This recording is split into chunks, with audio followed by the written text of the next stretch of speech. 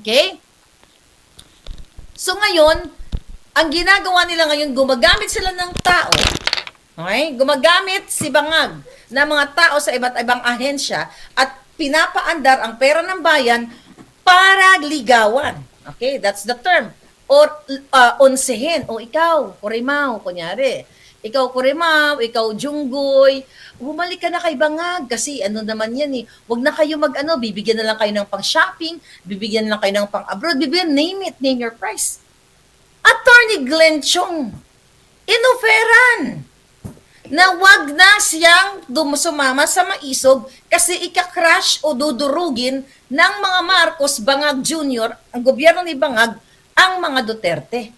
Pero nanindigan si Glenn Chong na sasama siya dito sa mga Duterte at sa mga maisog. Walang atrasan. After all, nabinudol siya. So, ang nakaka-alarma dyan, kaya maganda itong ano natin, na isabi, dahil sabi sa atin ng ating informante sa loob mismo, Miss Marlica, kailangan ipaalam mo para matakot ang mga buwaka ng inang mga bangag na ipapatay si ganito, si ganyan. O ipagurgur. Para siyempre, ngayon, nailabas na natin. Tapos mabalitaan nyo, bukas, gurgur na si Petra. Gurgur na si Pedro. So now you know. Kasi first time nyo marinig dito sa channel natin na gugurgurin kayo at ibibintang sa maisog o kay sino man. Okay? Sa mga maisog. Kung sino man, kung sino-sino ang pagbibintangan nila, basta yung mga kritiko. Right? Number 1, sabi ni Warda Makamad, good decision, Attorney Glenn Chong. Yes, sinabi yan ni Attorney Glenn. Kaya, ako naman, well, syempre malungkot yun pag may nabaltaan tayong magurgur. Whether hindi natin kasundo yung taong yan o ayaw natin ang itsura niya. Hindi ko kaya na kahit hindi ko kasundo yung vlogger na yan o I don't like him o like her, yung feslak niya, hindi ko kaya maatim sa sikmura ko na parang okay lang, gurgurin nyo yan. Tao yan. Kung ano man ang kanyang opinion, kung ano man yung talas ng kanyang bunganga, as long as hindi siya kumikitil ng buhay o hindi siya nagnanakaw sa kaban ng bayan o hindi siya nagpapabayad. Once kasi nagpabayad ka, you're part of the problem, di ba? Nakakaawa yan, buhay yan. Kasi we're fighting for what? For the Filipino people. Kaya nga, di ba, yung mga dilawan kong mga palangga, galit na galit kayo noon sa akin, di ba? Dahil sumusuporta ako sa isang bangag na kayo pala, beforehand, alam nyo na bangag si Bangag. Galit na galit kayo sa akin and I'm thankful na sinasabi ko na may marami ako mga nababasang comment, mga nagbe-message, nag-i-email pa sa akin, Miss Marlica, once I hate you so much, kasi ganito, kasi ganyan, na sumuporta ka kay Bangag, tinitira mo kami mga dilawan, and now, sabi ganun sa akin, ay bukas na ang iyong isipan, nagising ka na rin, na imang bubutol, kaya sabi ko, hindi ako nang aaway ng mga dilawan na mga supporters na katulad ordinary personalities. Ang tina-target natin, yung mga dilawang politiko na ginagamit din kayo. Okay? Ginagamit din kayo mga dilawan. Kaya nga, this is the time na kayong galit na galit sa mga Marcos na bangag, magnanakaw, kawatan, manggugurgur. You have to get up, get out, and speak up. See this? Di ba kayong mga dilawan na mga palangga, na mga supporter, galit na galit kayo noon nung ginurgur si Percy Lapid dahil si Percy Lapid ang grabe yung kanyang commentary sa smuggling, sa pagdanakaw ng mga Marcos. Nung pinagurgur siya nung 2022, di ba? Nagagalit kayo. Hanggang ngayon, galit pa rin kayo. At ang pamilya ni Percy Lapid, nandito na sa Amerika. Nag-seek ng asylum visa dito, nandito na sila. Dahil takot sila kung matino ang gobyerno ni Bangag. At kung hindi si Bangag administration ang nagpagurgur kay Percy Lapid, bakit nag-seek ng asylum visa ang pamilya ni Percy Lapid na nandito na sa Amerika? Tanungin nyo si Risa Ontiveros. Dahil isa siya sa nag-facilitate, in fairness, nag-facilitate ng asylum visa na yan. Bakit tinulungan ni Risa yan? Good point yan kay Risa. Bakit mo, Risa, tinulungan ang mga kamag-anak ni Percy Lapid? Why? Kasi alam mo, unang-una pa, sabi ko, fetus ka palang anti-Marcos. Alam mo, the demonyo ang mga bangag. You're just playing along, di ba? You're playing safe kasi nga, yung kapatid mo at ang in-law mo ay inappoint ni Bangag. See that? Pero, ang pamilya ni Percy Lapid ay nandito na po sa Amerika. Kung matino ang gobyerno at hindi nakakatakot ang maging kritiko o pamilya ng pamilya ni Percy Lapid, bakit sila naaprubahan? I think, kung di ako nagkakamali, 16 family members, 16 or 17, I hope tama ang numbers ko, na-approve ng US government na manirahan dito ang pamilya ni Percy Lapid kasi nakakatakot ng manirahan sa Pilipinas, baka sundin, gurgurin pa yung mga pamilya ni Percy Lapid. Ngayon nyo lang siguro narinig yan. O baka pangalawang na, kasi parang nabanggit ko na yan sa nakaraang vlog ko. So yan po ang kanilang layunin na masamang, maitim na balak na ngayon may mga vloggers, ayoko na lang muna pangalanan. I think may kinakausap silang 3 vloggers now na babaliktad. Inoofera ng sweldo, inoofera ng posisyon, at inoofera ng marangyang buhay, pero gugurgurin. Sinong gugurgur? Sinong pagbibintangan? Again, ang maisog. Now you know. So mag-isip-isip kayo. So ngayon, galit na naman si Lisa Tanas dahil nalaman na ng taong bayan, sabi ko nga, breaking news ito, na ang bangag na gobyerno ngayon ay nilulure o inaakit sa ngalan ng pera ng bayan ang mga kritiko para bumaliktad or bumalik or makibagay sa kademonyohan nila sa pagiging kidnapper ni Lisa, smuggler, lahat na. Kasi gusto nilang hawakan kayo lahat sa liig. Ulit-ulitin natin. Hindi nyo ba nakikita na ang mga media, ang mga dilawang mga politiko, tahimik sa pagsinghot ni Marcos Jr.? Pulburon, singhotero, addictus benedictus, alam ng mga social lights o mga nasa business sector, nakakasalamuha si Marcos Jr. Okay, ito nga nung mga pasabog ni Maharlikano at mga vloggers, mag-ingat kayo. Yung mga bumabaliktad dyan kay Bangag, no? Baka gurgurin kayo dahil tapos ibintang dito kay Pangulong Duterte. Ingat kayo mga vlogger, huwag kayong magbaliktaran dahil sa pera. Panindigan ninyo ang inyong mga sarili. Kung kayo ay para sa bayan, para sa mga tao, kung kayo ay nagmamahal sa ating bansa Pilipinas, ingat kayo, huwag kayong magpabayad nitong mga bangag dahil gusto kayong bayaran. Tapos gurgurin kayo. Bahala kayo, magsisi kayo mga vlogger, ha? Huwag kayong basta-basta kung alukin kayo ng pera ni bangag. Panindigan niyo ang sarili niyo. Ito, matindi itong mga expose ngayon ni Maharlika. Ay bangag ang mga anak, ayon na kay Cathy Binag, ay tumitira lahat ng pulburan. They don't care kasi sabi nila normal lang sa mga alta o sa mga elite o sa mga yaman-yamanan na galing sa nako ang bayan ang magsisinghot ng pulburon. And now kayo na mga kritiko ni bangag ngayon at na medyo mahina ang inyong, ang mahina ang inyong maybe naduwag kayo or whatever kung anong pangangailangan, mag-isip-isip kayo, palangga. They will gurgur you.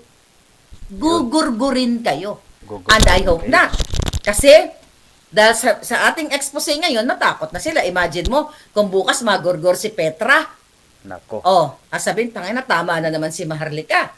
So, syempre, di-delay nila yan. Di-delay. 3 ngayon ang kinakausap para bumaliktad. Kaya alam nyo na pag may mga bumabaliktad. Right? Ako, sabi ko sa inyo, paulit-ulit, hanggang sa huling patak ng dugo ko, hindi po ako babaliktad. Kung gusto nila ng gurguran, harap-harapan, hindi po ako atras. Isa-isa lang. Huwag nyo akong kuyugin. Kasi kaduwagan yan. Kung gusto nyo ng gurguran, harapan. Huwag yung gagamitin ang kapangyarihan ng gobyerno, kapangyarihan ng pera ng bayan para mag-hire ng Romanian gurgurero dahil mismo gulog lumabas yan sa bunganga ni Lisa Tanas na kaya niya, isang tawag niya lang sa Romania para magpa-gurgur. Yun. Now what? Kita nyo? Pati Mga dyan demonyo na talaga sa yan. Senate, sa Senate, sa Congress, pinagkakaisahan nila ang tawag dito, si Inday Sara. Kasi ang purpose nila, mga kababayan, kaya yung mga huwad committee na yan, ang purpose nga nila, i-impeach si Inday Sara para wala nang maging kritiko Tama. ang gobyernong bangag. Even si Congressman Marcoleta, tinanggal sa kanyang 5 Posisyon. committee. Number 1 na ang Committee on Justice. Dahil dyan mag-uumpisa ang impeachment kay Inday Sara na gustong gawin ni Tambaloslos, ni Lisa Tanas, ni Bangag para manatili sila sa pwesto.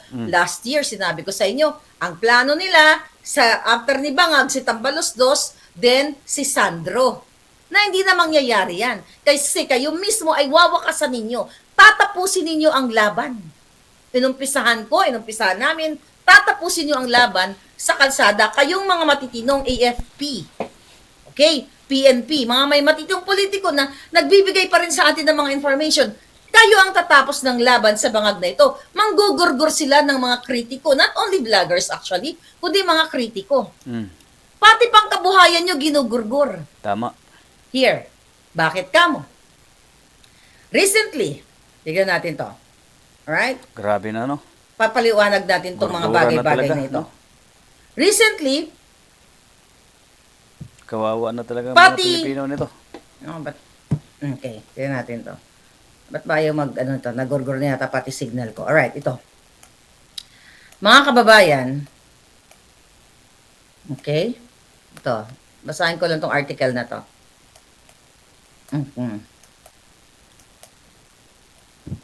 Alright. Kaya mga vlogger, wala ingat na. kayo Okay, dyan mga then, vlogger. Huwag about- kayong magpabayad. Okay, ito. Hindi kayo porket Okay, recently, mga kababayan, ibinta yung kaluluwa ninyo. okay. So, nagpasa. Ito. Grabe. Alright, ito na.